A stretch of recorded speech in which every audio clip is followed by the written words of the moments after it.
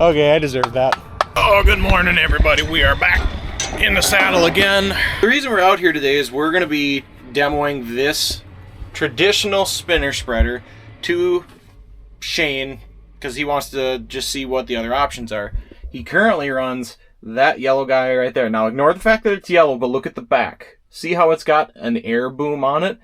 So there's really, in the ag world, two major ways to spread fertilizer, at least the dry fertilizer. You've got the spinner boom, you've got the spreader box, which is just spinners on the back. It's going to wing the fertilizer out, and it's going to throw it out at like 60 feet or whatever we desire based off of RPM.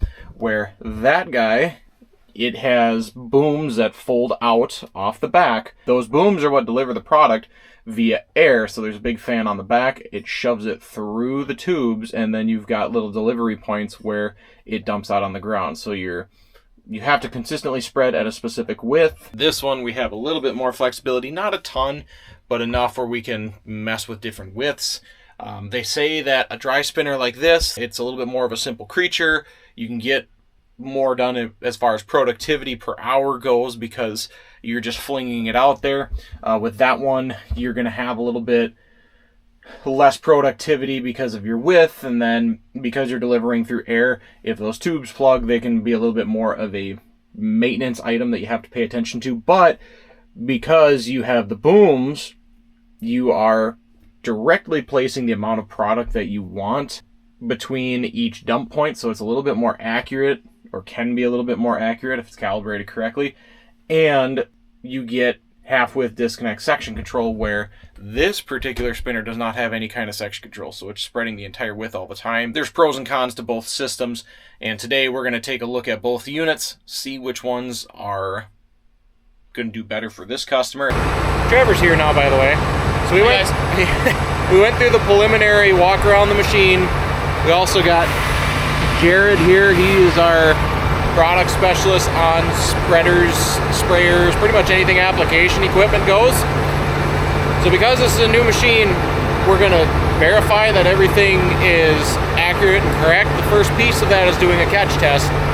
We're going to take the machine, run it over to a scale, and we're going to catch all the material that we're going to dump out. We're going to tell the spinner box to dump out like 500 pounds, and we're going to see, does 500 pounds actually come out? If it's yes, calibration's good. If not, we're going to adjust.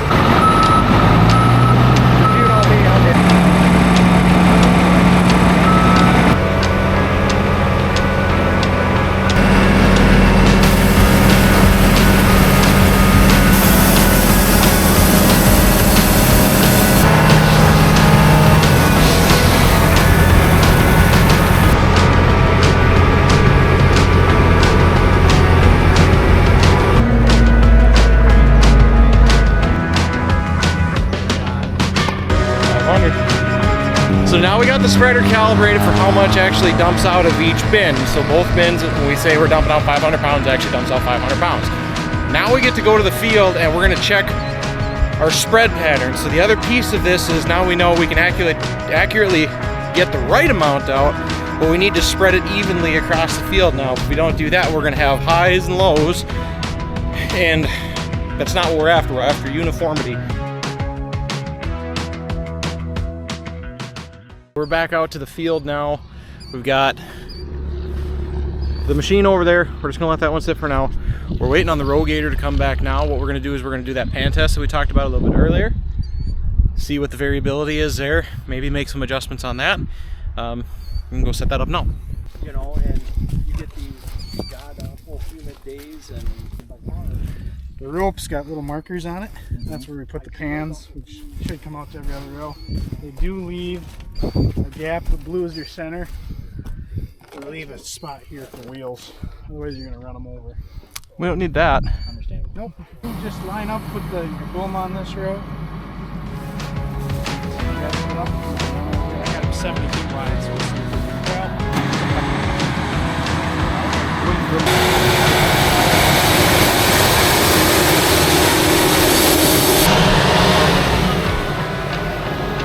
Nothing there. Very little. Do you want to catch it or not? Yep. Oh, of course we do.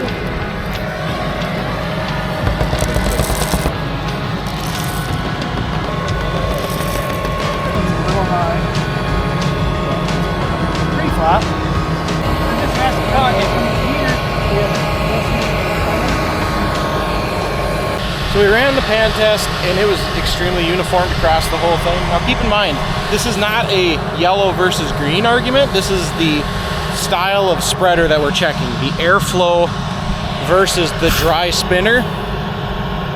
You can get this option on both machines, so there's nothing special between these. I mean, the fact that it's a different color is just ironic.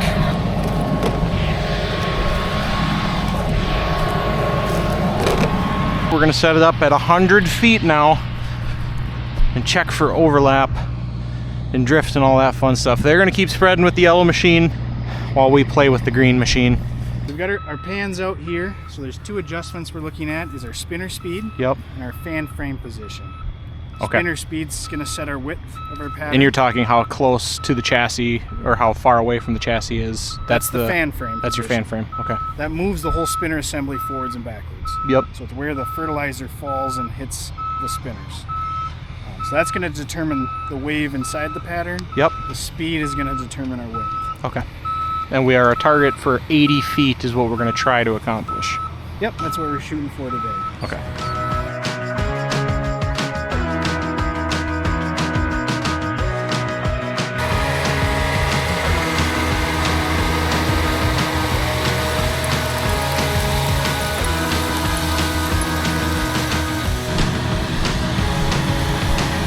Oh, dude, you spilled. Yeah, I know.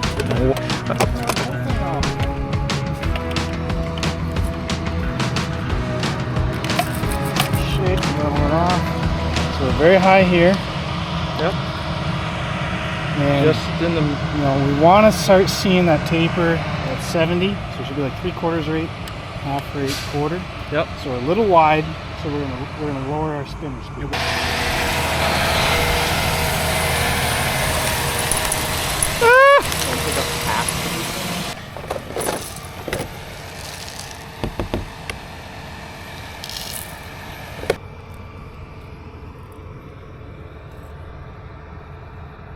I'm pretty happy with this. Like I said, the only thing is you've got that middle, which I bet you if we ran it for a little bit, that would either disappear or take your wire brush and scrape those fins. Right. Would you be acceptable if it was Jerry?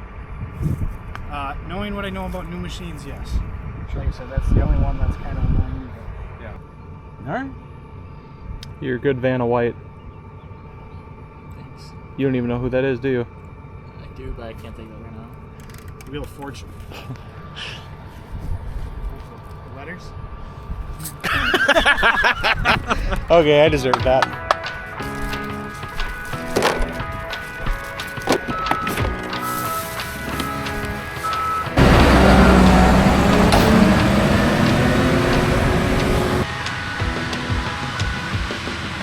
Feel like a regular old co-op out here.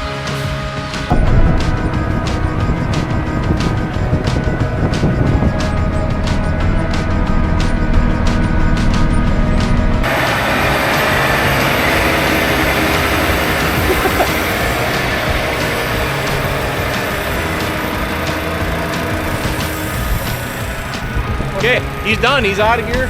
He's gonna go run that for a couple of acres, and we're gonna get out of his hair because there's rain coming, and he's got to get some stuff done. Thanks for watching. We'll see you on the next one. It's a few weeks later since I shot this, so let's give you a little bit of update.